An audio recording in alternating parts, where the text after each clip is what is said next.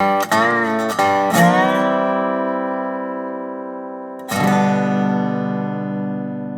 morning, everybody, and welcome to Coffee with Craig. This is where we talk about all things firearms related, policy, culture, you name it. We're talking about it right here on Coffee with Craig. So please remember to like and share this program so that your friends can join in the conversation as it is happening. Also, remember to subscribe to our YouTube channel, subscribe to our Facebook page. Also, now you can hear us on iTunes as well as Google Play. Actually, we do the podcast through Anchor.fm. So you can also look in the link to the description of this video, and you'll see right there where you can also subscribe to our podcast as well. For those of you who would prefer to simply listen to us. So please make sure to do that. Also, please make sure to go to fpcgear.com. That's fpcgear.com. When you go there, buy all sorts of cool t-shirts, including like the one I'm wearing right now. And let me stand up and show it to you real quick. It says gun rights because I can't carry a cop in my pocket. Once again, very cool t-shirts, very cool sayings will show that you support the Second Amendment, but also you'll actually be supporting the Second Amendment because every penny that you spend will actually go right back into the fight for our right to keep and bear arms through the Firearms Policy Coalition. You can get our Code is Free Speech t-shirt as well as Can't Stop the Signal. It's part of our new free speech campaign as well. So please, you can find these at fpcgear.com. All right.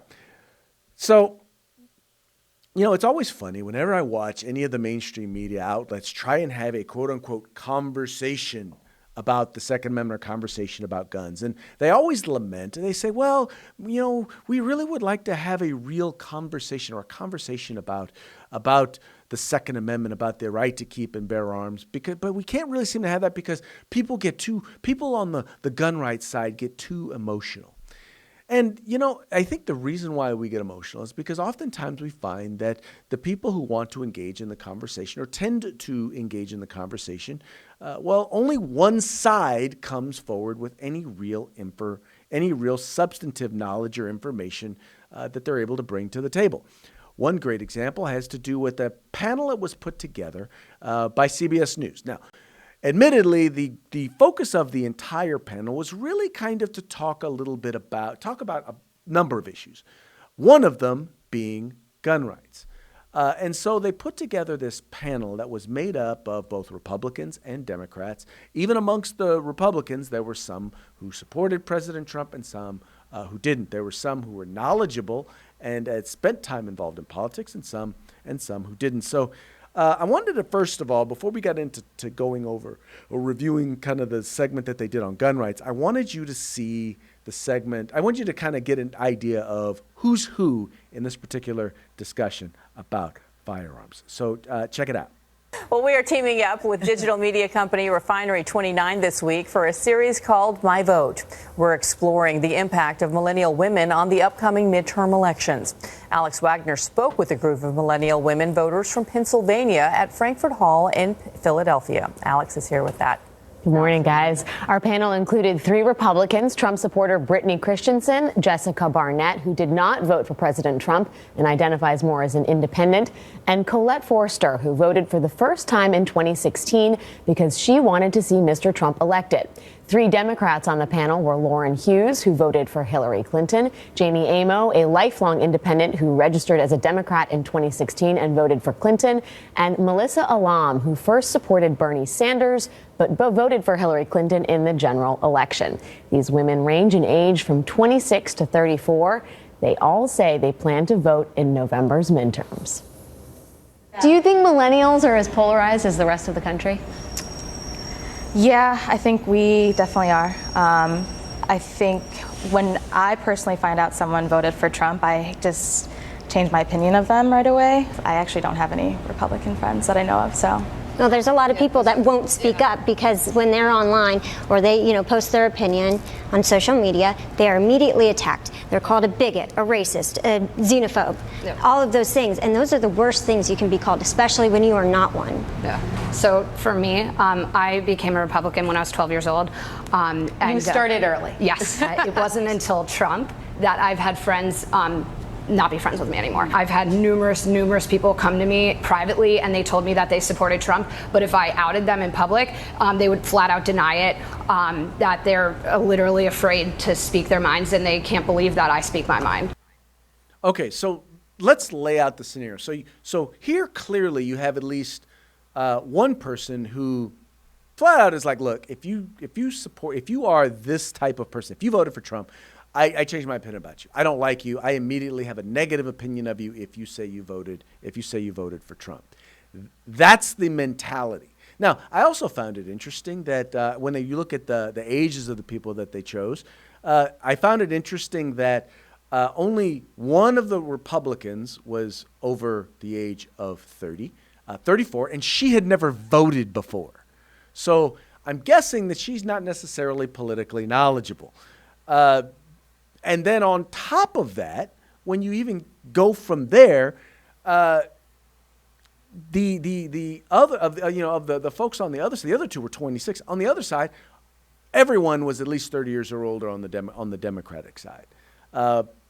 But anyway, so I found that to be interesting, kind of how they broke down the panel. But I wanted you to see that, to have an idea of exactly who we're talking about when we're talking about this. When we're talking about this, right? The discussion on firearms. Now, I think it's important for us to note now how they couched it was this. Now, check this out real quick.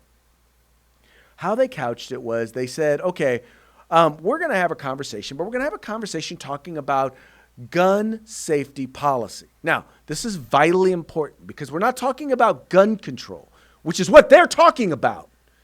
But they wanted to couch it by saying, we're going to talk about firearms safety policy. We're going to talk about gun safety policy.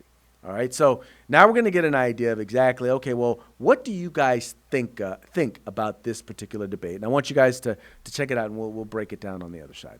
Talk about guns. Who here owns a gun? What do you think about efforts to promote gun safety reform?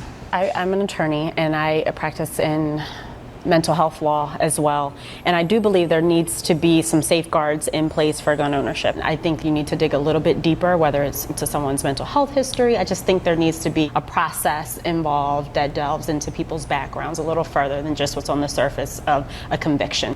Colette, I saw you nodding your Yeah, head. I agree with her. I think that there should be maybe a mental health check, something like that. I believe that people should be able to protect themselves, their families, and their homes, but you don't need a semi-automatic weapon to protect yourself. Maybe those should be banned.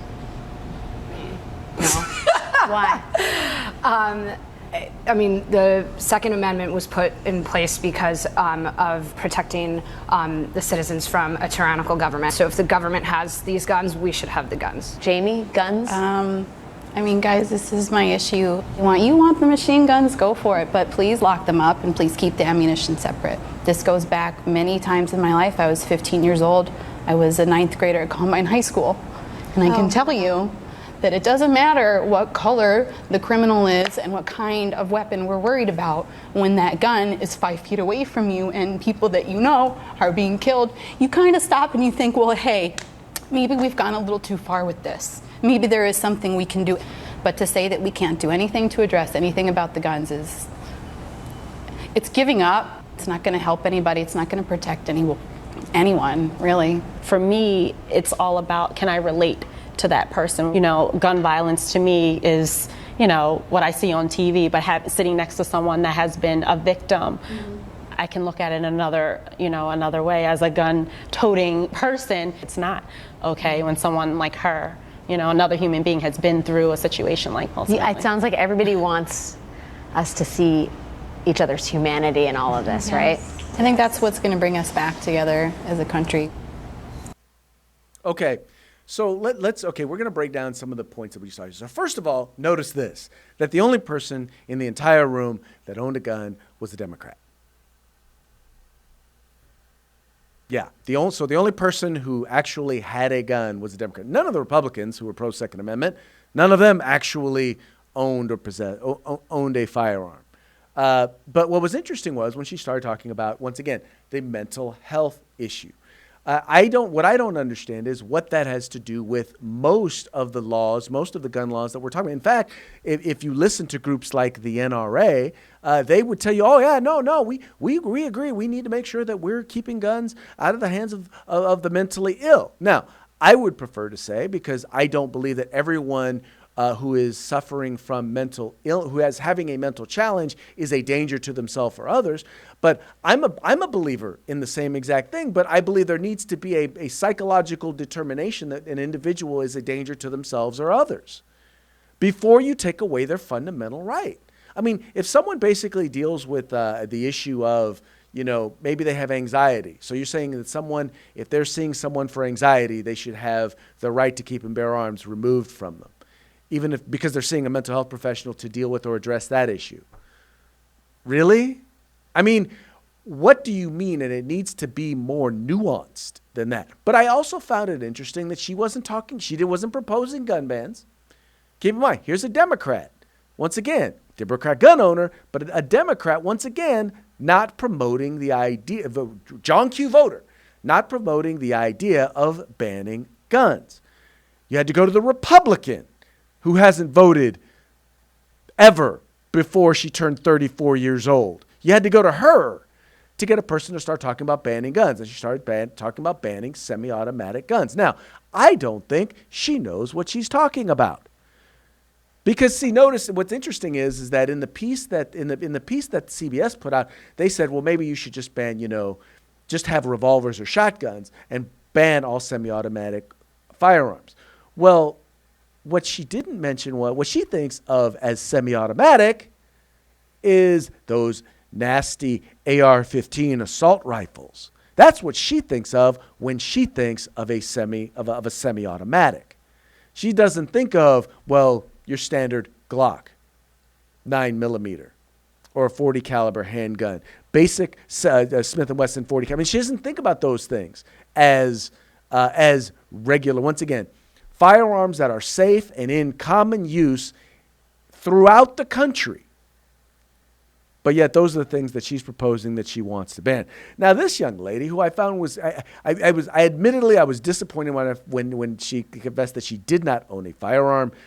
But at least she was the only one who demonstrated any understanding of the fundamental point of the Second Amendment. The absolute positive only one. And I kind of chuckled when she kind of laughed when the other Republican started talking about banning semi-automatic firearms. But once again, she got it. The others, not totally convinced that they understand or get it, right? In particular, this young lady. Now, she said she was a student there at Columbine. And, and I get you've gone through a tragedy. And so, therefore, you don't want to see that tragedy happen again. So her attitude is, we've got to do something, right? Now, once again, she was not calling for banning of firearms. She was talking about, well, make sure you safely store them. Now, I am really getting tired of people proposing the idea of keeping your ammunition separate from your firearm. If that's the case, then your firearm is completely and utterly useless when you need it. Because if someone breaks into your home, that firearm needs to be available and easily. So if you have it locked up in a safe that has a biometric lock on it, where only you can get into that particular safe, if that's how you have your firearm stored, or you have your firearm on your person when you're at home, that firearm needs to be readily available for you to be able to use it. But once again, this is a person who's talking emotionally. Right? This is an emotional issue for her. I get that it's an emotional issue, but we still have to go back and use logic when we're dealing with these particular situations. You can't just throw an idea out there and think, well, because I feel good about that idea, then it's the way that we should go. And then let's get back to the matter. Well, it seems like we just want people to see our humanity. Well, you know what? If we didn't have people in the mainstream media calling those of us who want to protect our rights, who want to be able to keep our rights in order to be able to protect ourselves, in order to be able to protect our family, our children, if you weren't the ones out there promoting those people who are calling us baby killers, who are saying that we're responsible for killing children, that we have blood on our hands, how is that CBS News, how is that seeing the humanity in us? It's like we're supposed to see the humanity in people who want to take away our rights, in people who want to make us potential victims, but you have no obligation to see the humanity in us, because clearly we are inhumane, because we desire guns, and we want to have the same resources and ability to be able to protect ourselves as those who seek to do us harm. That's all we ask. That's it. It's really kind of that simple. And these young ladies, and I feel comfortable calling them young ladies because as millennials, they are all of them young enough to be my children. Just about all young enough to be my children. I feel comfortable enough to say, young ladies, you need to take a little bit of time and educate yourselves on firearms policy. The young lady who said that she wanted to see more deeper like mental health. You know what? We already do. If you have been held, at least in California, if you have been held, if you've been committed for 72 hours, once again, involuntarily committed, guess what? You don't have you lose your gun rights for a certain period of time. There are mental health holds, at least in the state of California, and as well as I think a few other states. But understand that the issue that people have with background checks is not just the general idea, the general concept of a background check.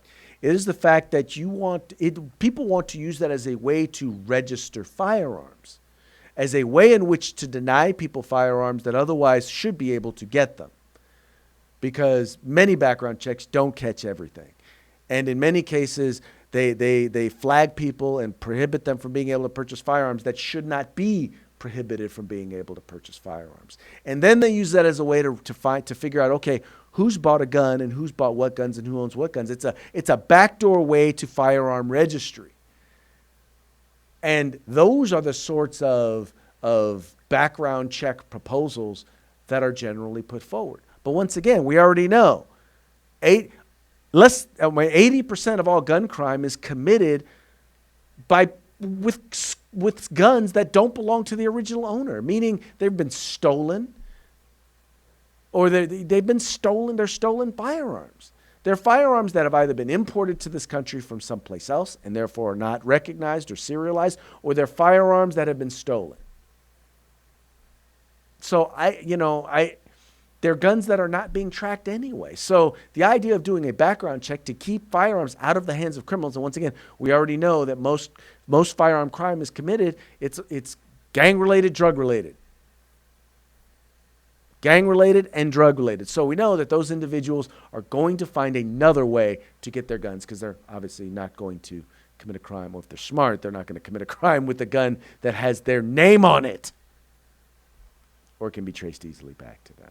But once again, it just goes to show that their whole goal in any of these conversations is not to have an actual conversation. It's not to tell the truth. It is simply to promote an emotional propaganda that will support the idea of banning guns. And all right, folks, that's going to be it for today's Coffee with Craig. Thank you so much for tuning in. Please remember to like and share this program. Share it with your friends. Tell everyone about the Firearms Policy Coalition. We are the home in the fight for civil rights. Got to use them or you're going to lose them. You guys take care.